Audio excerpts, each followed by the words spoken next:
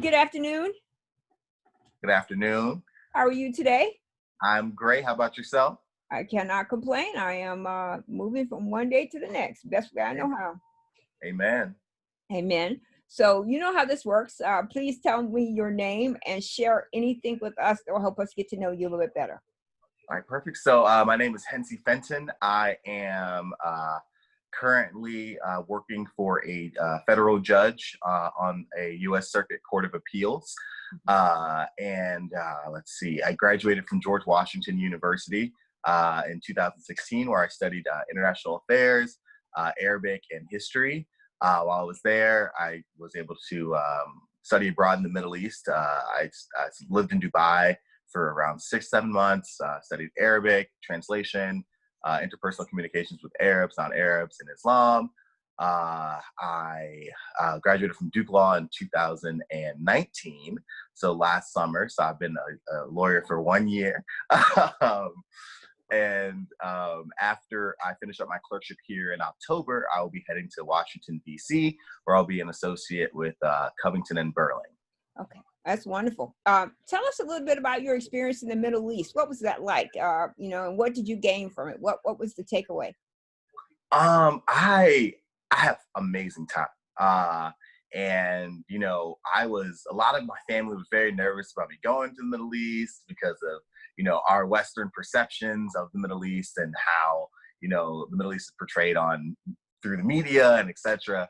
So, I was kind of nervous going over just because of, what everybody was kind of projecting onto me. Mm-hmm. And when I came back, I ended up just telling people, I've never felt safer in my entire life. Right. I've never felt more valued as an individual in my entire life. I was, I know, we'll be discussing conversations on race and things later in the talk. And one of the things that I would always say to people is that, the only reason that I understand white privilege is because for the first time in my life, I had privilege as a Black man because I was a Black American. Right. So I'd be over there and, my friends make fun of me because they're kind of small things, but, I would get there and instead of people looking at me like I was coming to rob the place, they were looking at me like, oh, let him cut the line. He has an American passport. He's a Black American over here. He must be on business. You get to come in here first. Or, I think there was one time I was on a bus going to Oman and there was a military checkpoint on the border. And so I get there. And so all these militiamen come on the bus, and this one guy's checking everybody's passports. They have these big guns. I'm sitting there like, oh my goodness. And at one point, when they get to me, I was probably in the middle of the bus. They get to me, the guy takes my passport, looks at my passport, looks at me, looks at my passport. He just says, Obama, and then just gives me a high five. Says, they're good. And then they all get off the bus. So all of these, usually like here, you get stopped by the police. You're like, oh Lord, this is about to be a wrap, Yep. And then, but over there, it was like, oh, he's a black man from America. Oh man, they're cool. If he's on this bus, ain't nothing going on here. Let's get off, That's a good experience right there. That's a really good experience. Yeah, absolutely. And so tell me about George Washington. What was that like? Can you talk about the demographics and your experience there? Yeah, of course I will.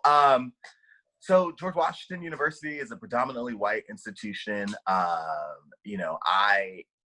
love my experience at GW. I was able to go to one of the best international affairs programs in the world. We got professors who were ambassadors and, worked in the Obama administration, and it was great to have that experience.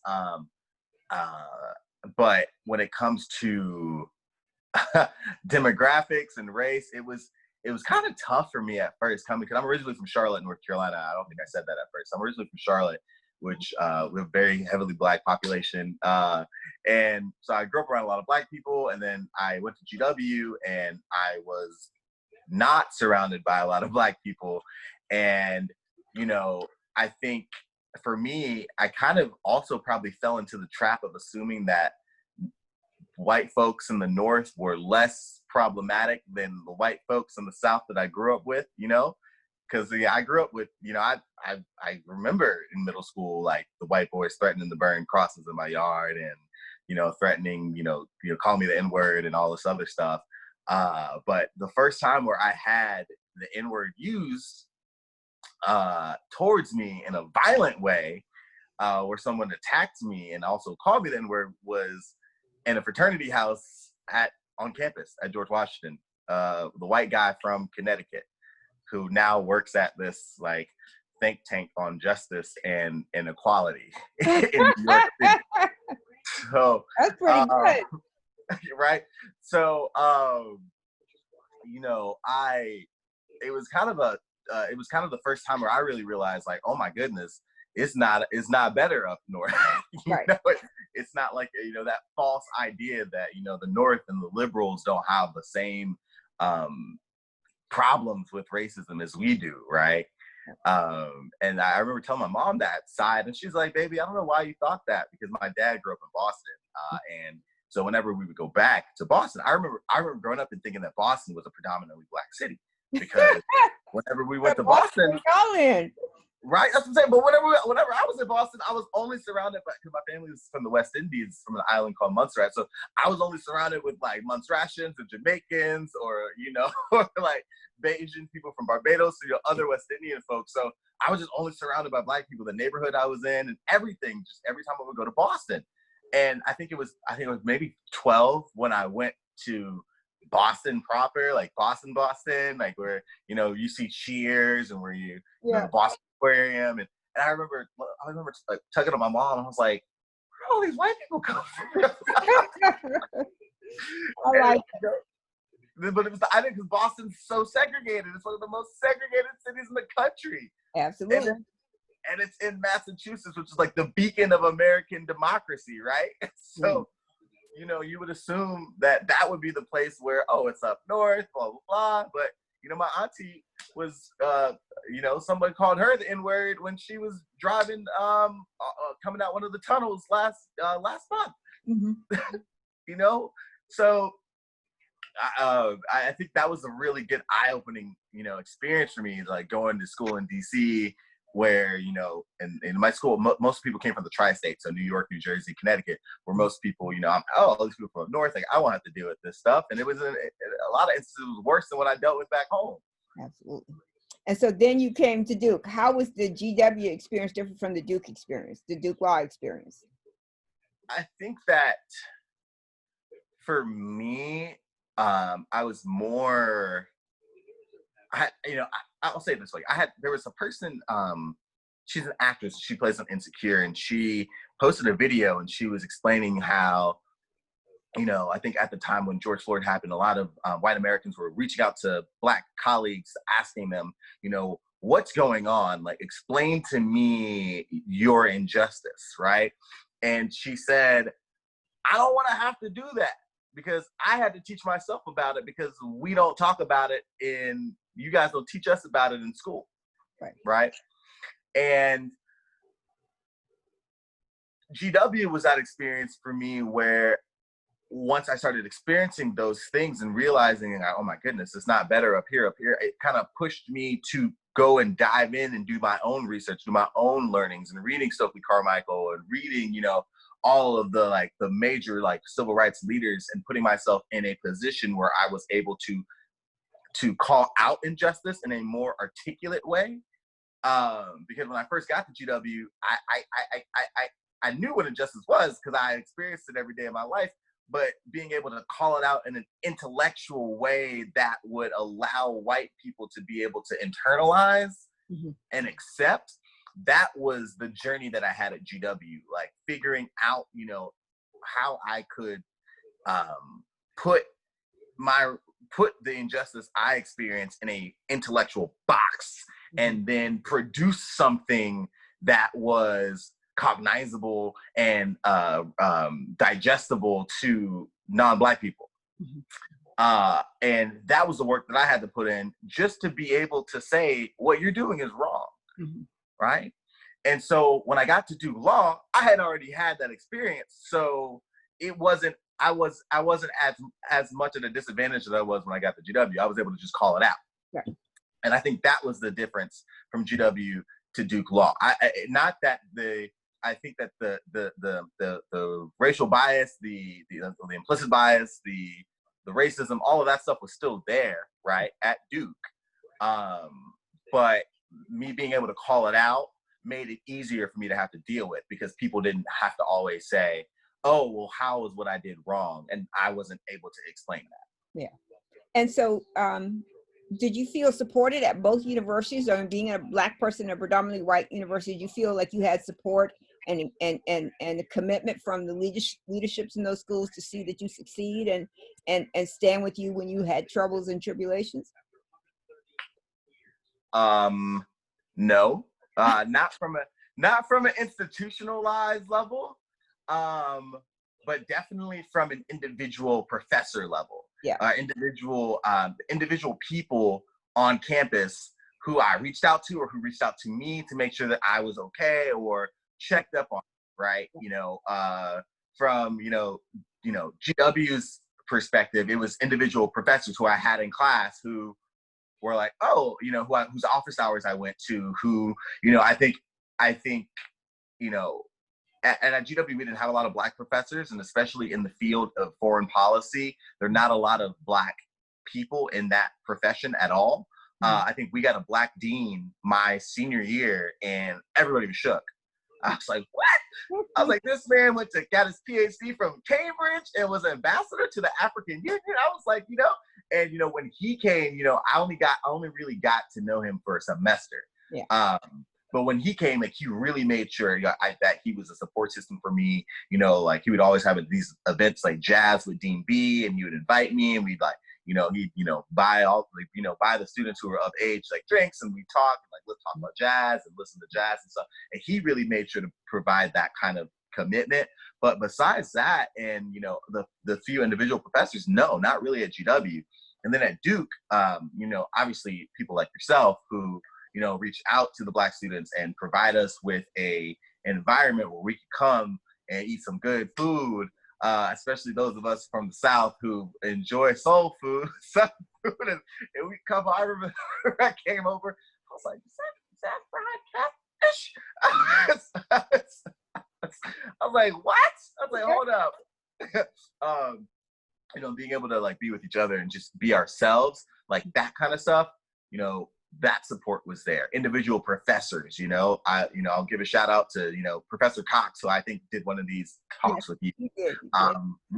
Love Professor Cox, and like General Dunlap, also, professors on an individual level who I had as professors who just took the time to get to know me as a student and just wanted to help me develop as a student and as an attorney. I think, Professor Cutano, Nikita Cutano, same with her as well, who they all saw something in me that I didn't see in myself, because when I got to Duke, I felt kind of inferior to an extent, just because, not because of my abilities, but because going into, I think there's one lawyer in my family, and I wasn't really that close with him before I got to law school. It wasn't until I was in the middle of it all where my mom made us like really talk, and he was a resource. He's been a great resource for me ever since. But before that, when I walked in, I had no idea what to expect. Yeah. And I walked into it, and it was, we're told, like, if you don't get this grade, that means you're dumb. If you don't get this grade, that means you're not smart. And like, there's only one way to be successful as an attorney, and this is it. And even though we're going to try to bring in diverse students, we don't provide a foundation for them to feel supported. So when they get here and we say this is the only way to be successful, and we may drop the ball and stumble at the beginning because it's new and we don't understand what's going on, and it's difficult for us to kind of process, we're told, oh, you're not smart enough. Oh, you can't get this job. Oh, you can't do that, right? And it takes individual professors who you build relationships with after that 1L experience, right, to say, oh, of course you can do that. Yeah. I think I remember my judge in particular. I can't give too much detail onto her background because no one's allowed to know who I work for.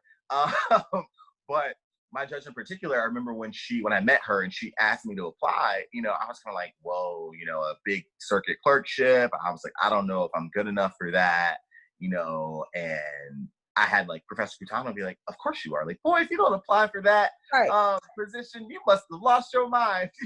you had a judge ask you to apply, you better apply. Same with Professor Cox and General Dunlap, and they were very supportive, and wrote rec letters for me, and were able to do that for me. But I was so jaded by the law school experience that I doubted what I could achieve.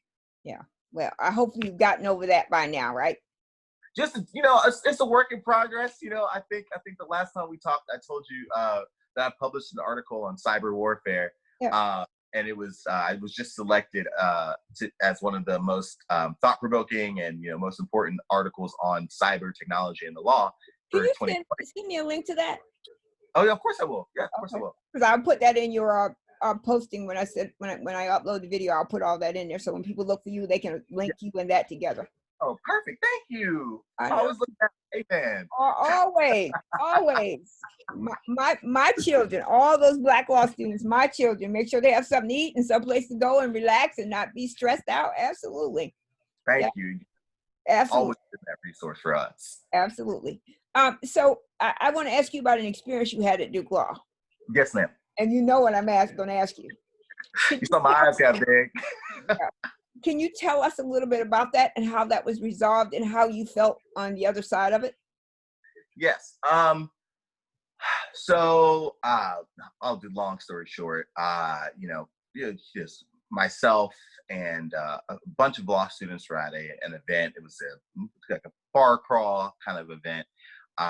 And there was a white student who a white law student.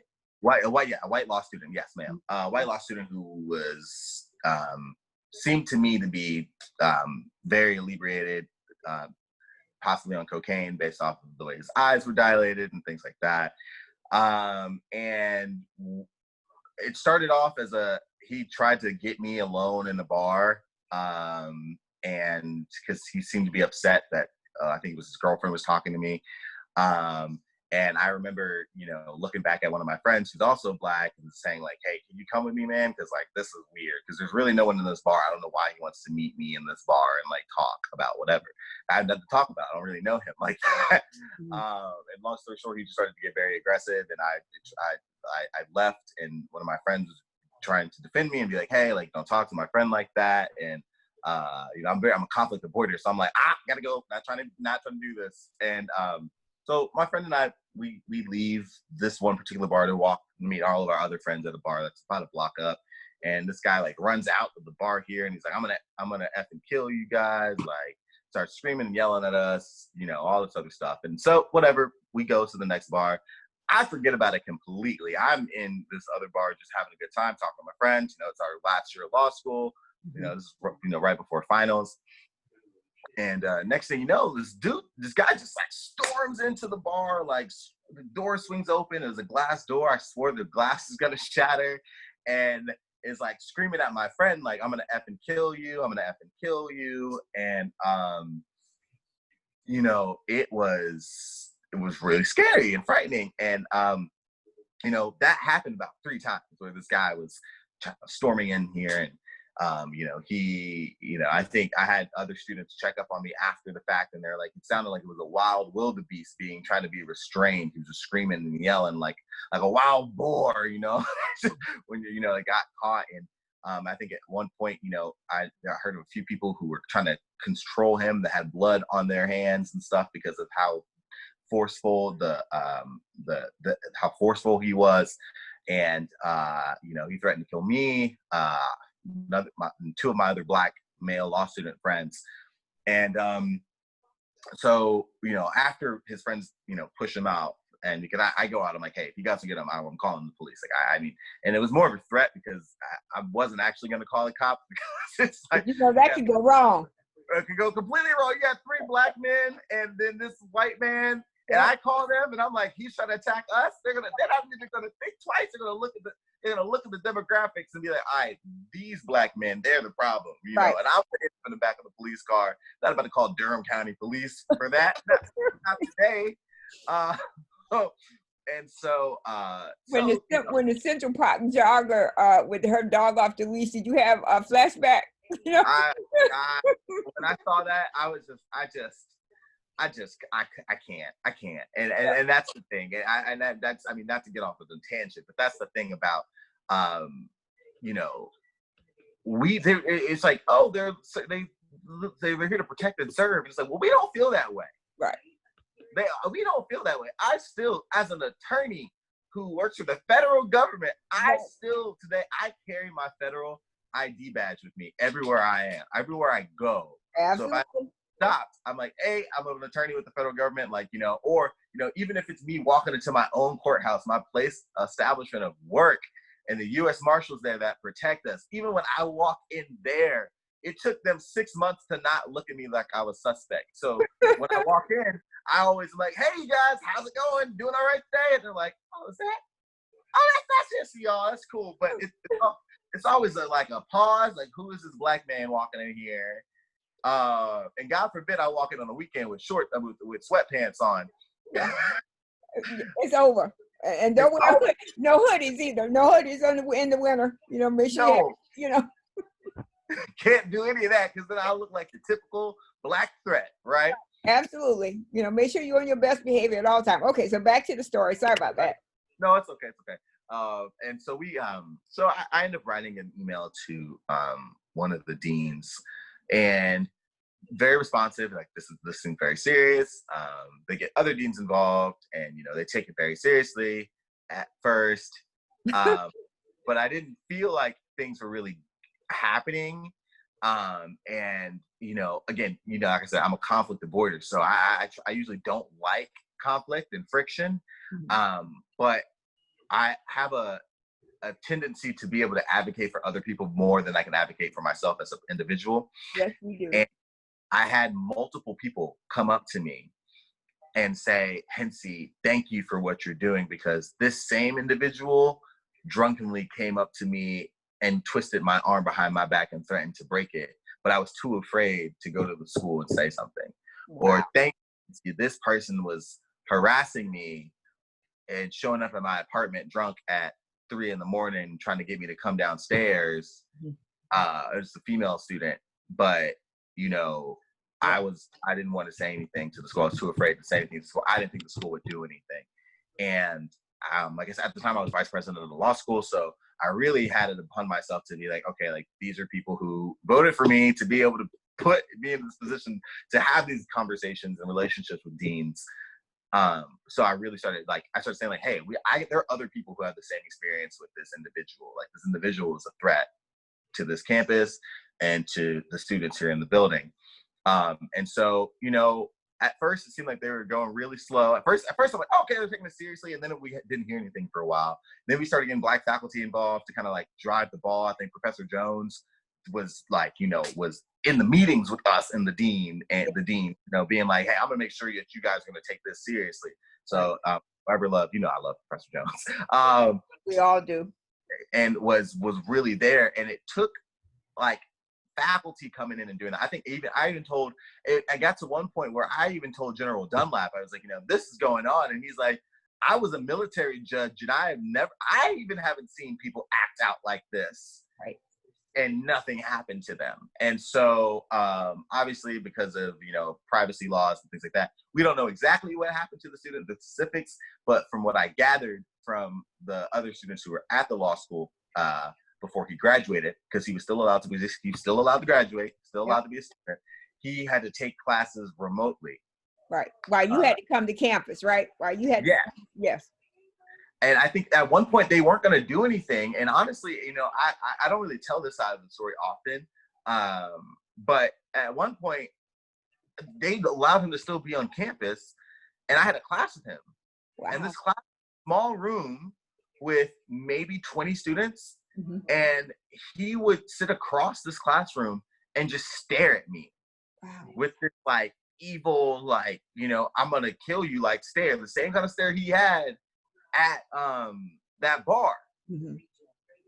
And I told somebody, actually was telling the story the other day, and I told somebody, I was like, yeah, I filled up 2 of those water bottles, you know, the metal water bottles they give us from all the firms. I filled up 2 for every class, in case he tried to come across the room and fight me. I was ready. I don't know what, I was like, I don't know if he's got a weapon, whatever it is, but I'm not going down without a fight.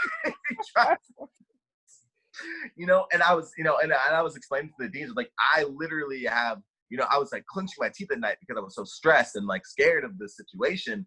And finally, that's what made them say, okay, we'll implement a restraining order where he can't be in the same room as you or on campus when you guys are on campus, and etc. It took me literally being afraid for my life, even though he already threatened to kill me, but it took me going and like really saying that story for them to even say, okay, we'll put in something where he can't be around you at the same time. But nothing really came of it. I think, like I said, I think he did remote learning for a semester, and nowadays, everybody's doing remote learning. So he did remote learning for a semester, based off of what I know, and he's still going to be able to practice law. And isn't that a bar or a state bar violation or something like that to threaten to harm someone? I would assume so, but I don't know if he's going to have to report it to the bar. I don't know.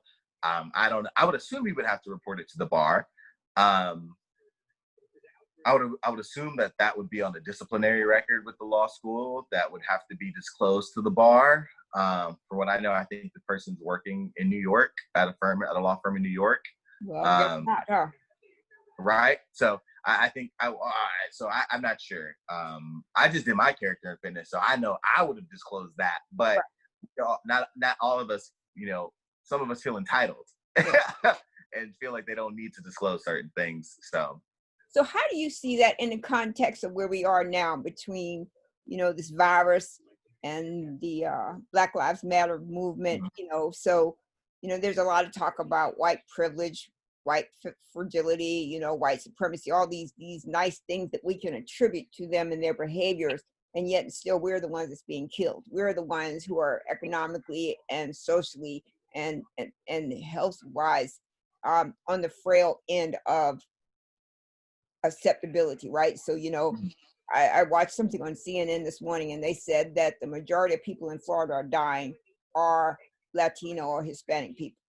I mean, like, that's just outrageous that that's the case. But, these chronic health conditions that people have and all that stuff.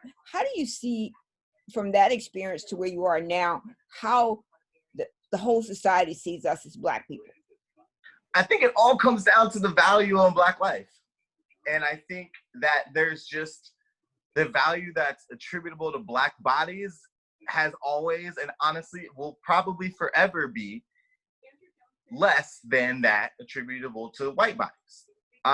Forever? You think that forever? I think that. So I wrote a paper for an Africana Studies class called Racial Hierarchical Normalcy. And I traced white-Black racism to the 1400s, and I traced how it came from the first Portuguese encounter with Blacks off the coast of Africa, and how it's still true today. And it was a necessity to devalue Black lives in order to justify the treatment of Black bodies in such an inhumane way. And people never really talk about, it's always just slavery. They had to pick cotton. Now they're free, and now we're here today. No, that's not that. Let's talk about how, Equiano, who was an African priest who learned English and would translate on slave ships, detailed the decapitation of slaves, detailed cutting off fingers for dropping barrels of wheat and cotton, detailed how limbs were chopped off for disobeying, and talk about how a human doing that to another human, it takes the specific idea of you are not the same as me. Your life is valued lesser than mine. That isn't rooted in our societal foundation. It is rooted in it because it was to create the Western Hemispheric society. To create it, it needed a foundation of white-Black racism, because slaves built the Western Hemisphere. Whether it's Brazil or to Canada, right? We built it. And so we outnumbered white folk over here. So not only did the white people had to devalue us to themselves in order to justify their treatment of us. They also had to project it onto us, so we would never think that we could revolt. Right. So not only is it ingrained in white society, it's ingrained in our own society. So I just don't think that now has it become acceptable for us to say that our lives matter. Yeah. So how can from 1462, when the first documented, these people are not as smart as me because they're dark skinned and they're dumb, right? The encounter from Portuguese trader, right? How can from there to 2019, let's give it that, right? Let's give it 2019, right? We're saying Black Lives Matter is socially acceptable. I just don't see how we can get rid of, centuries worth of racial hierarchy in the next 100, 200 years. I don't see it. Because on May 25th, Mr. Floyd was killed, and 3 weeks later, another Black man was killed in Atlanta. 2 Black college students who were going to a pristine college were tased. I mean, it's still happening. So I'm coming all the way to 2020 because, like, there is some of it, like when you were talking earlier about, how you thought the North would be different from the South and all that stuff. But, there are these subtle coded words and actions that help white people feel good about themselves, right? So I've been reading and learning about Black lives. I've been taking my time to learn. You mean to tell me you went to school and they didn't teach you any of this? You tell us you have Black friends and you care about Black lives, where you do everything you can to undermine Black lives? There's something about that that's just not right, and I mean, so, because how could you kill a man who is in handcuffs? How can you kill a man who's laying on the ground and is as submissive as a person could be? How can you do that with your hand in your pocket? That's inhumane to the nth degree, yet and still we are portrayed as the violent people. We are portrayed as the people that are going to be out here raging against society, and the politicians are saying, we're going to send in federal troops to quell this. Really? I mean, we're not the people that's out here killing people. We didn't take a car and run over people in Charlottesville, Virginia. We didn't do that. So when you want to paint us with this label, this is who we are, you need to look in your own damn backyard before you start trying to clean up mine. The old Black saying, sweep your own front porch before you go try to sweep somebody else's. Exactly. Yeah. Or I think who it was, Jesus said, why, call out the speck in another man's eye when you got a big old tree in your. Amen. Absolutely. No, you're right. And I still think that that's traced back to the 1400s too, because it was a need to vilify Black bodies in order to justify enslavement. Yeah. It was this idea that I need to say that I'm bringing enlightenment to these savages. Right. They're savages, they are violent, they eat their own kind, like the stories that, like, I had to read all these primary sources for this paper. And I can't wait for you to send me that too. So now you got to send me 2 things. I definitely will. I gotta go in archives and find that one. But that's all right. Find it. It was like, this idea that you really had to say, oh, we're bringing Jesus to these people, and then they don't understand how they use religion to justify enslavement. Exactly. So to me, when you're saying there's still George Floyd, this man still had his knee on his neck and was killing him and didn't care, that the lack of sheer remorse in his body language, right? When you have people on the streets telling you this man can't breathe, right, get off of his neck, that at its core is still traced back in the 1400s, because they said these Black people are evil savages who need to be enlightened. Let's enslave them and bring them to Jesus, right, and educate them, and we're doing them a favor. Just like the people that say, I remember this one, a white woman back in high school said, my parents said, my family owned slaves, but they treated them real good. What was your response to that? I was like, so what is your definition You of don't feel good, right? Right. I said, she's like, oh, but they didn't really beat them that much, I couldn't even. I think it was an AP US history, and I was like, ma'am, what? And so I don't want to, because at the end of the day, if I didn't have hope in society, I wouldn't be in the profession that I'm in today. So I don't want to project the idea that I don't have hope that things will get better. I just don't know when, and nor do I know really how.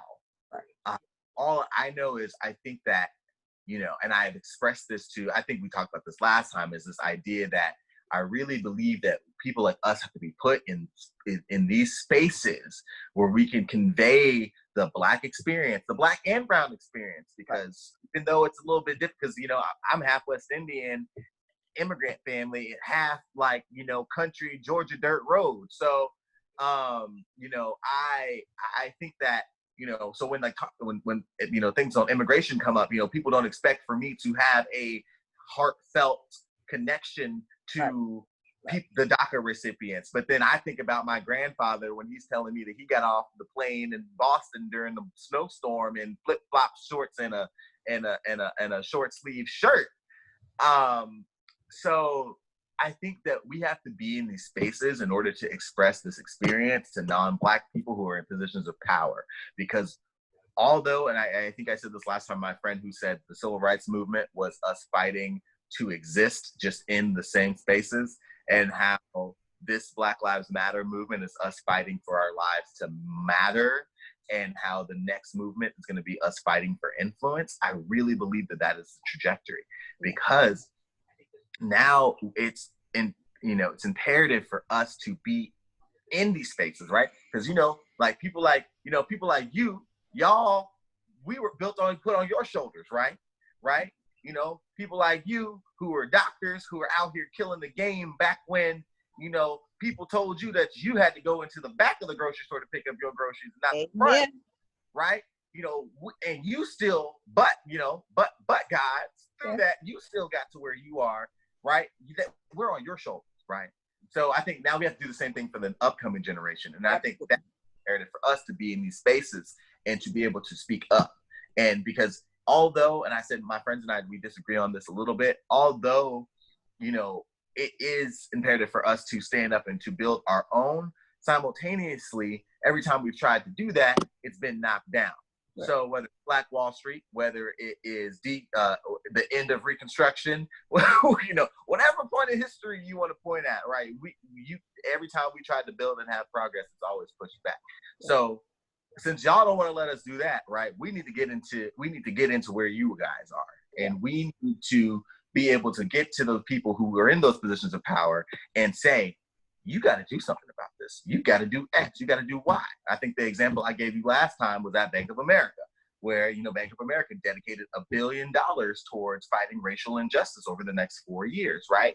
And the reason why CEOs and general counsels like Brian Moynihan and David Leitch are able to even, think of those types of ideas is because they have Black people on the board who present these ideas, who say, hey, we really have to do stuff about this, and I said that, being able to talk to these, white important men in corporate America and hear them talk about racial injustice as if they're as woke as the next person, they do that because of the people they surround themselves with, right? So not only do we have to make sure that we're the leaders, we also, even if we're not the leaders, we got to make sure that we're surrounding ourselves by the people who make the decisions that affect us.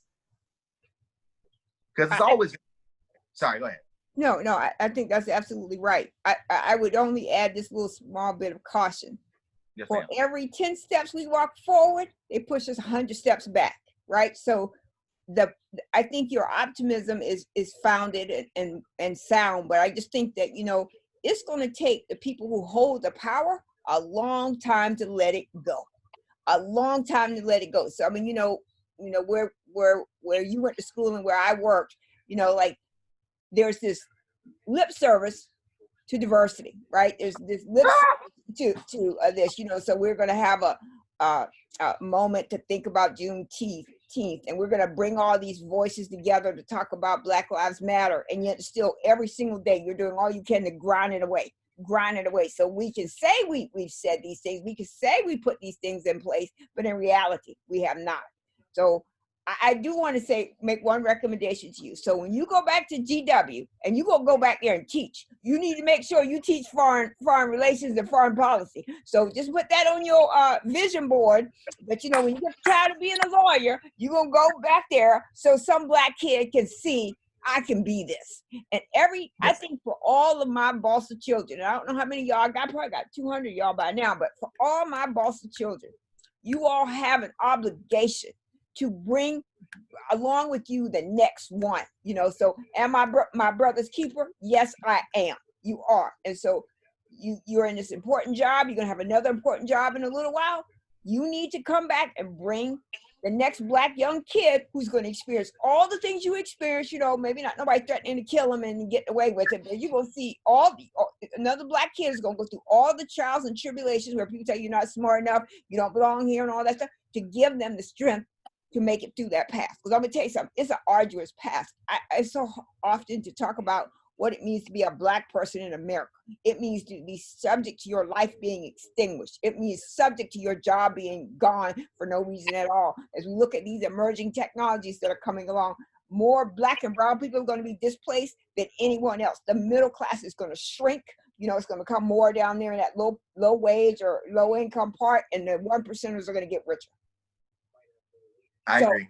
Make sure you pay your alumni dues to George Washington so you can go and teach. You know, so they're just gonna bring you right in the day you came in. You know, as soon as you tell them, hey, I'm coming back to teach. Oh yeah, well, your job is already waiting. It's tenure track. You know, you're gonna be here for the rest of your life. You're gonna be making money, writing books, and doing research and talking to people, taking them out to get a beer. Who's old enough to do you? All that's in your future. So, yes, ma'am. No, you're right. I'm trying to fight back tears because that's honestly part of what I want to do. That's one of the reasons why I want to keep publishing, so I can at least start as an adjunct professor at the Elliott School at GW, because I know what it's like to never see a professor look like you. Absolutely. And to be in your field, and you know, for me to then, as a senior, finally get to see this Black man who is not even just like, you know, because again, not all skin folks are kidding. You know, go ahead on that, Brian. I said, Brian, go ahead on now. But to see him be the coolest guy, like I said, this man went to West Point, you know, got his PhD from Cambridge, and was ambassador to the African Union under President Obama. And, you know, he just came in, and I remember I said, hey, I really want to talk to you about being Black and like working in foreign policy or whatever. I was on his schedule the next day. Right. You know, and so you're right. You know, I think my judge also really puts that on me too. And because I haven't had a chance to express it to her, because I was going to wait till the end of my clerkship, but you know, it time was is everything.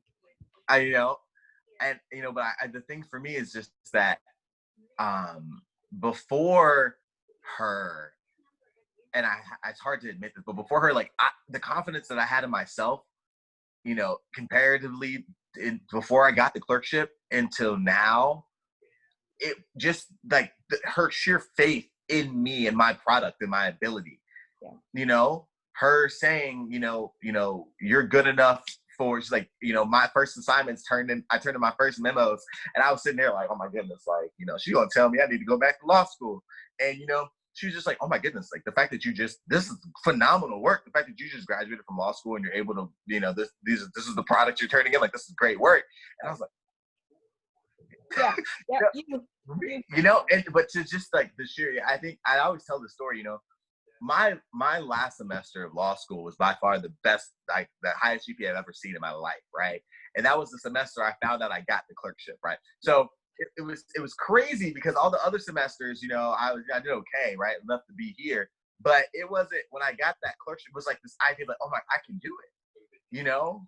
And it took an outside factor, not anything in the law school, but something outside for me to be able to have the confidence and the support to just you know, I think I got a 4.0 in a class. I ain't never seen a 4.0 in my life. I laughed so loud when I opened that. I said, what? What? You know, but it was just, and I didn't think I worked any harder that semester. I was just doing what I was doing. That was my 3L semester. I probably worked the least, but it was the confidence in my ability to produce great work. Because when you I want to say something about that. That's another thing you need to put on your to-do list, right? Because the next Hensey is out there, who's brilliant, capable, can do all, but that lack of feeling confident that I can compete on the same level as everybody else. I think it's great that your judge did that for you, but that was always inside of you. You just had to get it out, right? So when you've been pushed down and mushed down and said you can't, you're not smart enough, you this, and this, you tend to absorb some of that into you, and it kind of makes you unstable in your thoughts about what I can do. And then when you blow up, right, you just get a 4.0, you write this paper on cyber wars. I mean, all this stuff was already in you. Your parents had already given you that, but society had done the chipping away at it, you know, to remind you, nope, you don't belong here. You know, I don't even know how you got in this school. You know, why are you here? You know, and your white colleagues looking at you. Oh, yeah, he must be affirmative action, or you know, tokenism or something like that. You know, you have all those kind of things. It's always been there, Hensey. And I need you to make sure you know it, so you can make sure the next Hensey coming behind you knows it, because society is doing the same thing to him or her right now. So with this COVID pandemic, you know, kids not in school, kids not able to establish those relationships that help them grow and develop confidence and self-esteem, belongs to your group too. So that's what's on your shoulders. That's what's on your shoulders. So you need to start talking. This conversation you have with me, you need to have it in a public space. Exactly what you just said. We don't have to talk about the murder attempt, but everything else, you know, you need to have this talk in front of young people. And whether they're in elementary school or post-secondary school, you need to have this conversation with them. You need to start doing that as soon as you get to DC and settle down. You need to go to the DC schools, public school system, and have this conversation, because a lot of those kids are struggling with the same thing you have. And where do I get my support from? You know, and you were talking about the professors at the law school, you know, I mean, like Guy Charles, Jim Coleman, Trina Jones, you know, there are some people who really put in work. You know, they put in work, and they put in work to make their communities and their school better for those who are most likely marginalized or underserved. So I'm putting that on your plate too. No, I accept that, and I try my hardest already. When I get to DC, I'll have more time to do it. But even while I was at Duke, I tried to, you know, one of the things for me is, and I think our time's running up, so I'll try to be quick. My bad. But one of the things for me is that back in Charlotte, right? Even though we have a lot of Black people in Charlotte, I never met, it wasn't until my sophomore year of high school where I met a Black man from my hometown who grew up like me, who was doing what I wanted to do. It wasn't until I was a sophomore in high school, and that man was the mayor of Charlotte, Anthony Fox, who became President Obama's Secretary of Transportation, right? It took me cold emailing this man to say, hey, I would love to interview you for my civics and economics project, right? And it took my parents not being dream killers. I remember telling my parents, and they were like, my dad was in the back of my head. He's like, in the back of my head, I'm like, you think you're just going to get an interview with the mayor? Okay, go ahead, brother. He didn't say it, but he was like, go ahead, send that email. Yeah. He said, he came to me the next week. He was like, hey, I need you to drop me off next Thursday. I love it. That's great. That is great. Meeting him and just being able to see a person like me, my high school was named after his mentor who really encouraged him not to go down a bad path. Right. The teacher he had at West Charlotte High School, they named my high school after that teacher, right? So it was like a full circle, weird. Right. But it took that long. So I don't want another Black kid in Charlotte to have to wait that long to meet someone who looks like them from their hometown doing what they're doing. And I always sit on the Mecklenburg County Bar does a thing for Black high school students who are interested in law school. And they bring them in and they talk to the different like Black judges and attorneys throughout this country or whatever. And again, that was great. All of those people, none of them were from Charlotte. Right. They're all transplants, which is fine. They're still Black, but Right. they're all transplants. And I just saw the look in these kids' eyes when I introduced myself, and I was like, my name is Hensey Fenton. I went to Butler High School. And, you know, some of them were like, some of the Boo Go Independence, which is our rival high school. We ain't gonna talk about it. Right. But just to see it afterwards, they all came up like, oh my God, like you went to Butler, like you went to the school that I go to, and you made it here, but just to see that twinkle, right? That's what I was missing until that moment where I met Anthony Fox. Yeah. And I think that's what's missing in all schools. So whether you're in elementary school, whether you're in college, law school, whatever you are, I don't think the white establishment understands how important it is to have faculty of color in these places, and not one, right? Because like if you think about like Trina and Guy and Jim, right? They're burdened, right? They got so much stuff they got to do. They're promoting their own career. They've got, so if you could say I could bring 3 or 4 Black faculty and we're doing our job. Out of how many faculty you got? How many? So it's that thing where I think, you are going to absolutely need to make sure you and your whole 2019 boss of class get on your A game and start helping these people out here who are struggling to make it. Because, just think about, somebody saying to you in your first year, and the first year of law school is the worst year of law school. I don't even know who thought that should be in reverse or something, because you get some sense about it. But first year is hard, right? So you get in law school and there are people who are telling you can't, or, day one. Yeah, right. So then, you got to have somebody who's going to build you back up, right? So somebody's going to tear you down, somebody's going to build you back. And more times than not, there are a few white people who will build you back up, but more times than not, somebody who looks like you is going to build you up, because they know the struggle. They know what you've been through, and while white people can be generous and kind and all that stuff, they don't know the struggle. They don't know the struggle, what it's like to be hungry, what it's like to be evicted, to whatever it is that happen to you. They can empathize, maybe they can even sympathize. I don't know whether that's correct or not, but it's going to take seeing people like you over and over and over again to constantly be there for them, to get for a Black student to write to you and say, Attorney Fenton, you have a few minutes we could talk, and you respond to that email, because just like the mayor did with you respond to that email. I'm here. Here are the times I can talk, and now that we got all this technology, you may not have to be dropped off. You can do it digitally, but nonetheless, you could be there. You could be a mentor and advocate for that person. Yes, ma'am. Yep, absolutely. And thank you so much for talking to me. Of course. This is marvelously. So thank you. When the video converts, I'll send you a link so you can tell me if I can upload it. I think we're pretty good this time.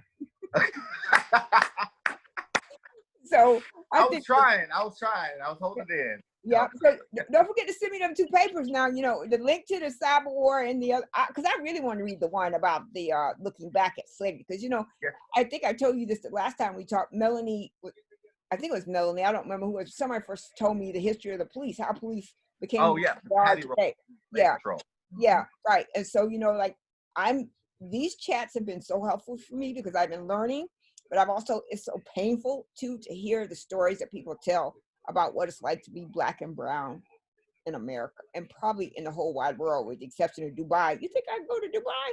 Hey girl, go ahead. I know some people. They need some tech folk. Okay, well, I'm gonna have to take you up on that. But I mean, that hearing those kinds of stories are really, really good things. But I think everything you said here today, I'm hoping that somebody else will hear that and get what you said and try to apply that to what's necessary for us to actually reach parity. Because I don't think the scales are so unbalanced. It's going to take a minute to get them even close to, parity. So hopefully, your effort, your work, and the things that you're doing will lead to change. And I'm holding it to, I tell all of y'all owe me. You owe me big time. I done cooked all day and all night. I got to get all these people in the house. We got to clean up the house. We got to go buy all the damn food that y'all finicky eaters don't eat and eat, So I was eating. I was never finicky. I was tearing it up. Yeah, but so y'all owe me, and that's how I want to be paid. I want to be paid, and y'all taking care of those coming behind you. Yes, ma'am. And we will make sure that we do that, because that's the one thing that I think some of us often forget, is that it takes. I just know how many people like you and my judge, and and even Professor Coleman. Professor Coleman's probably one of the main reasons I ended up at Duke, because he's a brother from Charlotte, North Carolina. Absolutely. And he was so cool. I didn't even know he was a professor at first. We were just talking about barbecue and college basketball. But you know, he was one of the main reasons to drawers for me at Duke, to come to Duke. But you're right, and I think it's so important that we have to do that. Whether it's like us being like, when I'm an associate at Covington and a Boston student from Duke or UVA or one of the other schools reached out to me and just wants to talk about my journey, being there to be able to talk and give that experience. So many people have done that for me, and we have to pay it forward in order to even to make a dent into this system that we call in the justice system. So system. It's not just justice. All of them are flawed. There aren't any of them good, because you just think about hiring, right? So, we're not even talking about law, but when you look at the structural economic base of America, majority of people white. Yes, ma'am. Male, a few females, and then you got your sprinkling, like when your hair start turning gray, like my hair, you got little pieces of white piece right around here, but the most thing my hair is black, or it's the reverse for what it looks like in society. You got a whole bunch of white and maybe a black spot here and there, but that's, yeah. So I am counting on you. I expect you to stay in touch and let me know how you're doing, and if there's anything I can do, but I'm always here. So you've got all my contact information, so you know how to find me if you need me. Yes, ma'am. Thank you so much for this. I love this. I enjoy talking to you as always. Absolutely. Thank you so much. I appreciate that. And remember, I told you to go kiss your mama. Remember the last time? I need you to go kiss her again, so when next time you go home, you need to make sure you kiss your mama and your daddy. I'm gonna do it. They getting. I haven't seen them I think I'll see them in September, and it will be probably about 5 or 6 months. So they get it. Yeah, absolutely. Hug and kiss and everything, because that's really the foundation of who you are. Because as you said, you can't build foundation on sand. Your mother and your father, your grandparents, those are the rocks that make your foundation stable. Yes, ma'am. But they believe in you. All right, darling. Thank you. Thank you so much. See you soon. Perfect. Bye, dear. Bye. Bye. Oh, Lord have mercy.